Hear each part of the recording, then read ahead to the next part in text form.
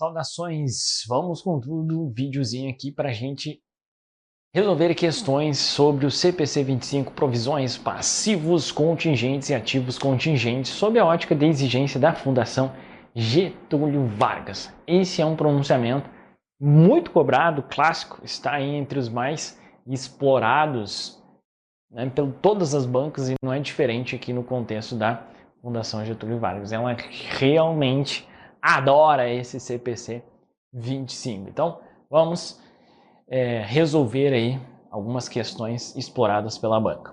Simbora!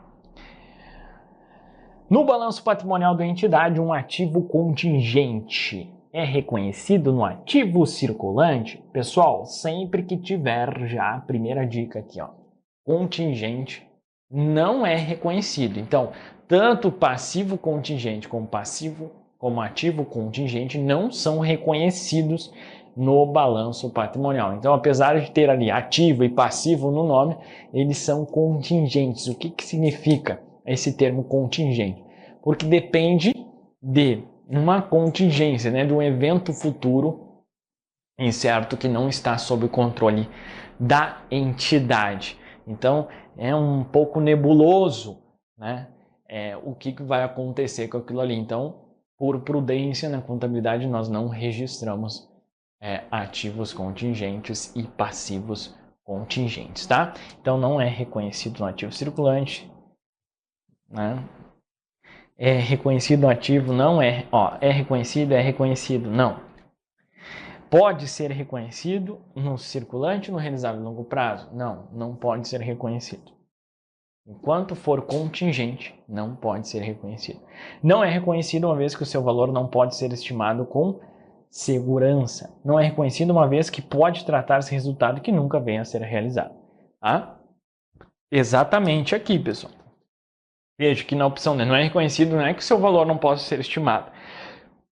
Uma vez que pode tratar-se de resultado, é um evento futuro incerto que não está sob controle da entidade, foi o que eu comentei. Logo, pode tratar-se de resultado que nunca venha a ser realizado. Então, eu estou registrando ali, eu estou super avaliando um ativo numa situação, né, que depende do evento futuro incerto sem controle pela entidade. Olha aí onde está isso. A entidade não deve reconhecer um ativo contingente. Item 31. Os ativos contingentes surgem normalmente de evento não planejado ou de outros não esperados dão origem à possibilidade de entrada de benefícios econômicos para a entidade. O exemplo é uma reivindicação que a entidade esteja reclamando por meio de processos legais em que o desfecho seja incerto. Os ativos contingentes não são reconhecidos nas demonstrações contábeis, especialmente, né, no contexto do balanço patrimonial, uma vez que pode tratar-se de resultado que nunca venha a ser realizado. Foi daqui que ele tirou. Porém, quando a realização do ganho é praticamente certa, ele deixa de ser contingente. Então, o ativo relacionado não é um ativo contingente, seu reconhecimento é adequado. Então, olha aqui, galerinha, no contexto dos ativos contingentes, para ele deixar de ser contingente, a entrada tem que ser o quê? Praticamente certa, né? Então, ele deixa de ser contingente e nós vamos reconhecer esse ativo, tá bom? Vamos lá. E o ativo contingente, por fim, o item 34 aqui, ele é divulgado, conforme exigido no item 89, quando for provável a entrada de benefícios econômicos. Então, ativo contingente. Não deve reconhecer, surge de evento não planejado, não está sob o controle da entidade, tá? E, portanto, eles não são reconhecidos como ativo, porque é um resultado que nunca pode vir a ser realizado. Ele deve ser divulgado em notas explicativas, tá? Quando for o quê? Provável uma entrada de benefício econômico. Toma cuidado, que quando é uma provável saída, eu reconheço já o passivo. No caso do ativo, por questões de prudência, princípio da prudência, né, no contexto do ativo, é somente quando for praticamente certo. Tá? Mais para frente a gente vai ver, provavelmente, alguma questão que quando for no contexto do passivo contingente, né, quando ele deixa de ser possível, já vai para provável, ou seja, mais de 50% de chance, ele deixa de ser contingente e nós vamos contabilizar uma provisão, né, desde que tenha uma mensuração confiável. Bacana. Então aqui ficamos com o E, né? Vamos lá. Segunda questão. Uma loja de bicicletas, uma loja vende bicicletas elétricas com garantia de 2 anos. A entidade estima que se forem detectados efeitos maiores em todas as bicicletas, defeitos maiores, ela irá incorrer em custo de reparação de 180. Se forem defeitos menores, a entidade incorrer em custos de 100. Em janeiro de XL, a loja vendeu 50 bicicletas por 6 mil cada. Em janeiro de X0, a loja vendeu 50 bicicletas por 6 mil cada. E nesse mês foi estimado que dessas 50, 10 apresentariam defeitos maiores e 25 menores. Então, 10 maiores, 25 menores. Sinalização que indica a provisão para garantia contabilizada pela loja em janeiro de X0 relacionada à venda das 50 bicicletas. Então, galerinha, o que a gente precisa fazer? Pegar as probabilidades. Então, nesse caso, vendeu 50 bicicletas, né? E aí, dessas 50, 10 apresentariam defeitos maiores. Então, vamos lá. 10 dividido por 50 vai dar 1/5, que é 20%. 20%. Tá bom? E aí você pega esses 20% e multiplica pelo lá, defeitos maiores, ela irá incorrer em custo de 180. 180 mil. 20% de 180 vai dar quanto? 10 daria 18 vezes 2, 36 mil. Tá? Beleza. 10 apresentaria defeitos maiores e 25 menores. Então você pega 25 dividido por 50. Vai dar quanto? 50%. E fase da fábrica, hein? 70% vai dar defeito. Não comprem essa bicicleta aí. 50%. E aí quanto que é o valor lá? 100 mil, né? Vezes 100 mil. Vai dar quanto? 50 mil. Belezitia. Então 36 com 50. 86 mil. Gabarito, opção B. Fechou? Vamos mais uma. Uma empresa foi processada por 3 supostas violações. Uso não autorizado de uma marca registrada e a reivindicação é de 100 milhões. Não pagamento de uma gratificação a 2 mil empregados que foram demitidos, montante de 50 milhões. E prejuízos ambientais causados pela deposição de resíduos no rio próximo à fábrica, e ambientalistas estão reivindicando danos e custos de despoluição do rio. Tá? Os advogados da empresa acreditam que nem todos os casos têm a mesma chance de ocorrer e comunicou à empresa a seguinte avaliação. Ação 1. As chances desse processo são remotas. Ação 2. Provável que a empresa tenha que pagar os empregados demitidos, mas a melhor estimativa do montante seria 30 milhões. Então, essa é a ação 1, essa é a ação 2 e essa é a ação 3. Então, não pagamento de gratificação, foram demitidos no montante de 50 milhões. Mas ele estima o quê? 30 milhões e que é provável essa saída.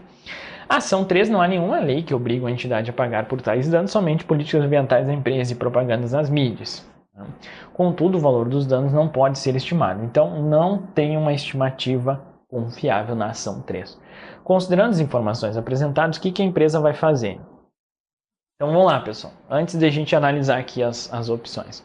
Na ação 1, como é remota, então o que a gente vai fazer aqui? Não reconheço.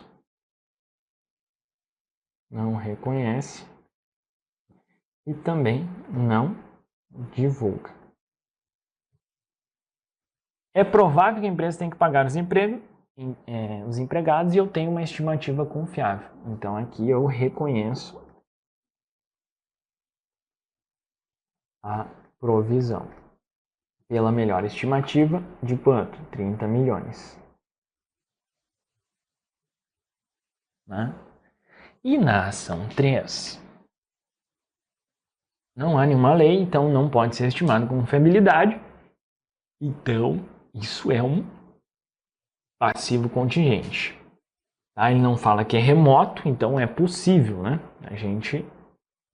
Quando ele não fala que é remoto, é porque tem uma possibilidade. Não há numa lei, não pode ser estimado com confiabilidade, então é um passivo contingente.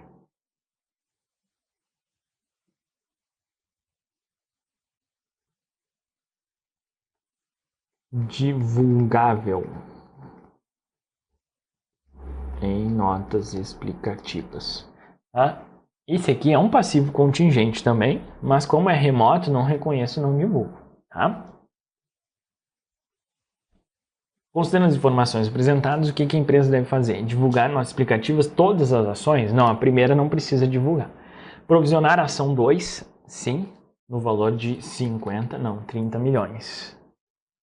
Provisionar a ação 2 no valor de 50? Não. Provisionar a ação 2 no valor de 30 milhões. Divulgar em nota explicativa a ação 3. Sim, a ação 3 eu vou divulgar em nota explicativa. E para a ação 1, nenhuma divulgação é exigida. O que só ficou faltando aqui na opção D? Eu vou provisionar e divulgar. Provisionar as ações 1 e 2? A 1 não. Então assim, a D está incompleta? Tá, mas tá de boa aí. É a mais certa.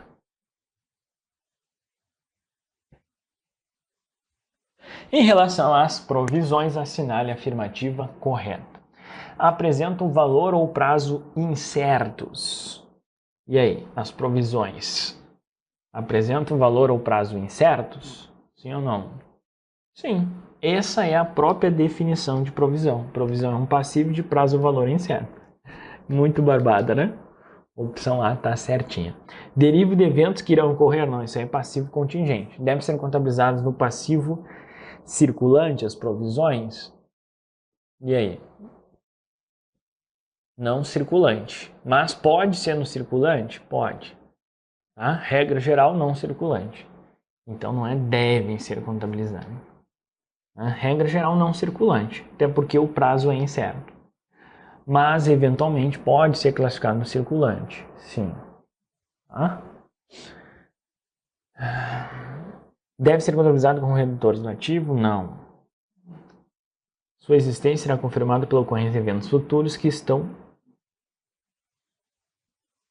Não.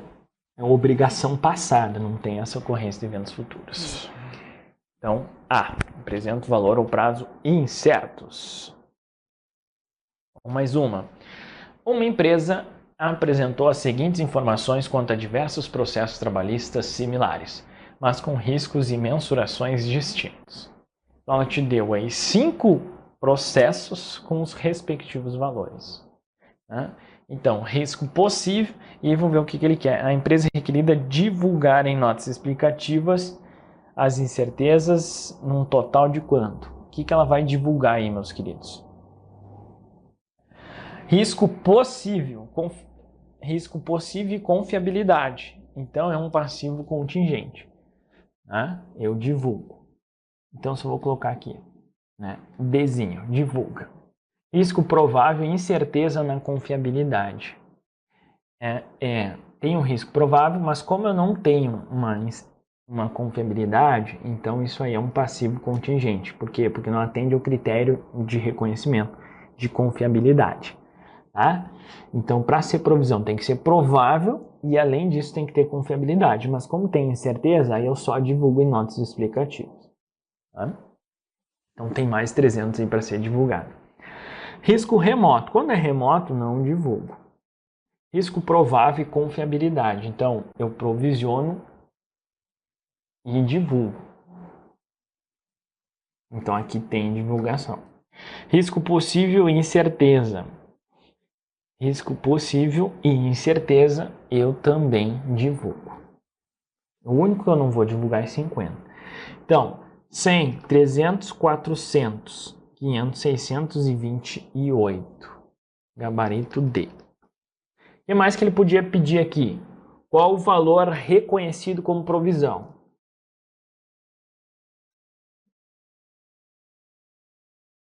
Vai pensando aí. Qual o valor reconhecido como provisão? Tem que acertar, hein? Vou te dar aí 10 segundos. 10. 5. Fechou. Tem que ser o que, pessoal? Provável e ter que ter confiabilidade. Então, 28 mil. Beleza? O que ele podia pedir aí também? Qual o valor evidenciado como passivo contingente? Gabarito seria todos aí menos o de 28. Então, divulgado, passivo contingente.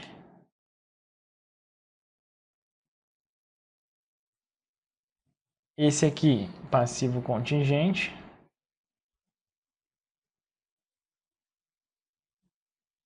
Esse é provisão.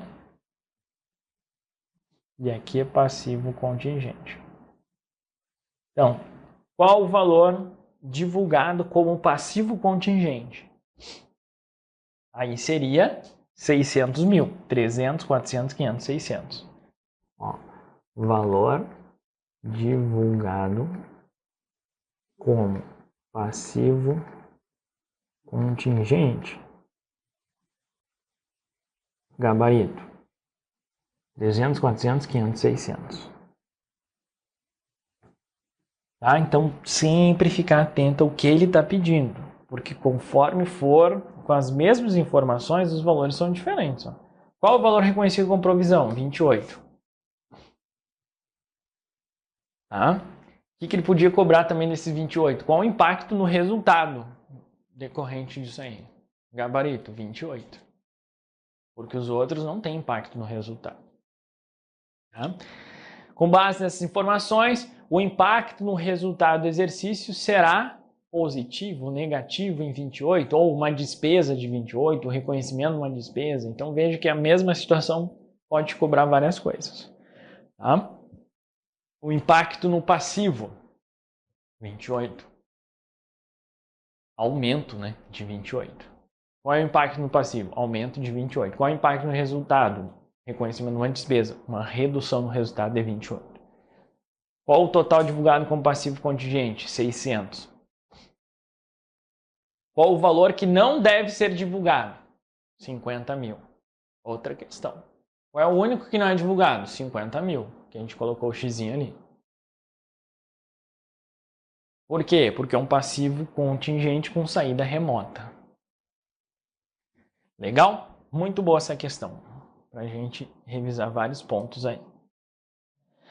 Uma empresa que negocia carros também possui uma oficina para manutenção dos carros na garantia. Ao preparar suas demonstrações contábeis, a empresa precisa verificar a cobertura do custo da reparação de qualquer defeito de fabricação. A experiência passada da entidade e as expectativas futuras indicam que, para o próximo ano, 70% dos carros vendidos em um ano não terão defeito. 25% dos carros vendidos em um ano terão defeitos menores. 5% dos carros vendidos em um ano terão defeitos maiores. E aí?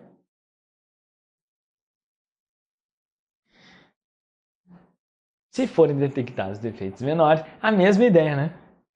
A mesma ideia daquela questão de defeitos menores e defeitos maiores. Defeitos menores, 100 mil. Defeitos maiores, 300. Então, defeitos menores, 25%. Defeitos maiores, 5%. Então, é só você multiplicar. Defeitos menores, 100 mil. Defeitos menores, 25%. 100 mil vezes 25%, 25 mil. Defeitos maiores, 300 mil. Defeitos maiores, 5%. 300 mil vezes 5%. 10%, 30. Daria 15. 15 mais 25, 40. B. De boa, né? Esse aqui é o método, né, método estatístico do valor esperado. Tá? Então, quando eu tenho lá muitos cenários possíveis, então eu preciso identificar, né, usar um método estatístico, que é o método, né, do valor esperado. Bom, então você pega os percentuais pelos respectivos valores projetados. Ó. Tá? E aí você soma e chega no valor da provisão. Então, nesse caso, o valor da provisão vai ser o quê? O valor esperado do custo de todas as reparações, que vai ser o valor da provisão, né? Computado, 40 mil. Tá? Em 2003, a administração da empresa SA aprovou o plano de substituição de sua frota de caminhões, incluindo o arrendamento de 53 caminhões, seguindo a estratégia de acelerar a substituição de toda a frota por caminhões maiores e de próxima geração, com menor consumo de combustível devido à nova tecnologia do motor. A frota apresenta valor contábil de 220 milhões. Essa alteração no uso pretendido dos ativos desencadeou uma revisão da impairment. Como resultado dessa revisão, a empresa identificou um valor justo de 200 milhões, um valor em uso de 180 milhões e um contrato oneroso de 20 milhões. Beleza. Cara, ela misturou aqui impairment com provisões, né? A partir das informações apresentadas, a empresa deve excluir a possibilidade de perda por impairment, considerar um ganho no montante de 20, reconhecer a provisão no passivo para o contrato oneroso, considerar o valor em uso como valor realizado líquido, reconhecer o gasto de manutenção ser realizado imediatamente antes da devolução do arrendamento como despesas. E aí? Olha, onde já tirou isso aí? Contrato oneroso é um contrato que os custos inevitáveis de satisfazer as obrigações do contrato excedem os benefícios econômicos que esperam sejam recebidos ao longo do mesmo contrato. Se a entidade tiver um contrato oneroso, a obrigação presente de acordo com o contrato deve ser reconhecida e mensurada como provisão. Então, é isso o que ela cobrou aí. Então, ela vai reconhecer uma provisão no passivo para o contrato oneroso. Tá? E o restante aqui, vamos tentar ver. 50 caminhões, seguindo a estratégia, ela aprovou o plano de substituição de uma só frota de caminhões, incluindo o arrendamento de 53 caminhões, seguindo a estratégia de acelerar a substituição de toda a frota por caminhões maiores e de próxima geração, com menor consumo de combustível devido à nova tecnologia do motor. Beleza. A frota apresenta valor contábil de 220 milhões. Essa alteração no uso pretendido desencadeou uma revisão da impairment. Como resultado dessa revisão, a empresa identificou um valor justo de 200 milhões, um valor em uso de 180 milhões. Tá? Então, né, ela vai ter a perda por impairment, porque estava 220 e o valor recuperável, valor justo de 200. Então, aqui ela vai computar uma perda de 20, né?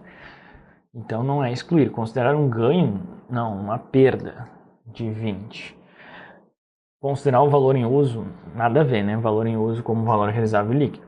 Reconhecer os gastos de manutenção que serão realizados imediatamente antes da devolução do arrendamento como despesas. Reconhecer os gastos de manutenção que serão realizados imediatamente antes da devolução como despesas. Não entendi muito bem o que ele quis falar aí. Em 2003, a administração aprovou o plano, seguindo a estratégia, essa alteração. Em nenhum momento fala em manutenção. Reconhecer os gastos de manutenção que serão realizados imediatamente antes da devolução. Entendi. Agora. Reconhecer os gastos de manutenção que serão realizados imediatamente antes. Não, reconhecer os gastos de manutenção por competência, não é imediatamente. Por competência. Agora eu entendi o que ele quis falar. Então segue o que? O fato gerador. Quando ocorreu o gasto de manutenção, eu não deixo para reconhecer só lá antes da devolução do arrendamento. É isso. Então, assim, por exclusão, você conseguiria chegar na opção C. Tá? Beleza? Por que, pessoal, que pode... Claro que aqui ele já falou, né, que é um contrato oneroso de 20. Vamos tentar entender um pouquinho melhor essa definição. É um contrato que os custos inevitáveis de satisfazer as obrigações excedem os benefícios econômicos que se esperam. Então, nesse caso aí, vamos tentar enquadrar aqui. Ela aprovou um plano de substituição de uma só frota e incluiu o arrendamento de 53 caminhões. Tá? Seguindo a estratégia acelerar. Beleza, falta apresentar o valor contábil de 220 milhões. O que acontece, pessoal? Imagina que nessa situação, isso aqui inclusive aconteceu no setor de aviação. Então, boa parte dos aviões aí que você já provavelmente viajou, eles não são adquiridos pela empresa Gol, Latam, Azul. Boa parte é contratos de arrendamento, tá? Então, o que aconteceu aí? E eu não cheguei a ler as demonstrações, mas provavelmente tem alguma relação lá com o contrato oneroso se a gente pesquisar. Tá? Gol eu sei que opera boa parte da sua frota, pelo menos era, em arrendamentos. Então imagina que ele fez um arrendamento, só que acontece, cara, eventos, né? Nesse caso tivemos a pandemia e aí tocou o horror, porque estavam lá os aviões, tinha obrigação, né, de pagar, só que o que? Diminuiu drasticamente, né, a recuperabilidade. Por quê? Por diminuição do uso. Né? Então lembra aí que a recuperabilidade por meio da venda ou do uso. Né? Mas como tinha um contrato, né, que ele tinha que pagar tanto mensal por aquele arrendamento, uma espécie, né, de compra financiada, né? Nesse caso eu acho que nem é arrendamento operacional, é arrendamento financeiro. Lá no final ele tem a opção de comprar isso, comprar o avião. Então o que aconteceu? Aconteceu um contrato oneroso. Por quê? Porque as obrigações do contrato excediam os benefícios recebidos naquele período. Então, qual é a lógica nesse caso? Quando a gente tem um contrato oneroso, a obrigação presente do acordo, então, esse contrato de arrendamento foi por 10 anos. Tá? Então, precisa registrar isso aí no resultado. Tá? Ou seja, a provisão, debito uma despesa, vai para o resultado e credito a provisão. Por quê? Porque o contrato é oneroso. Entendeu? Prazo ou valor incerto. Então, no caso da pandemia, cara, não sei ainda até quando vai ser oneroso. Pode ser que, cara, acaba a pandemia no próximo mês, dá um boom de novo. Entendeu? Então, é um bom exemplo aqui. Às vezes a gente consegue encaixar um exemplo em algumas definições mais complexas, tá? Mas esse é um bom exemplo, que inclusive aconteceu na prática, inclusive relacionado a arrendamento aqui, que me trouxe um insight para passar para vocês. Tá? Então esse aí seria um exemplo de contrato oneroso. Então reconhece a provisão no passivo para o contrato oneroso em contrapartida, né, do reconhecimento no resultado. Beleza? Show de bola!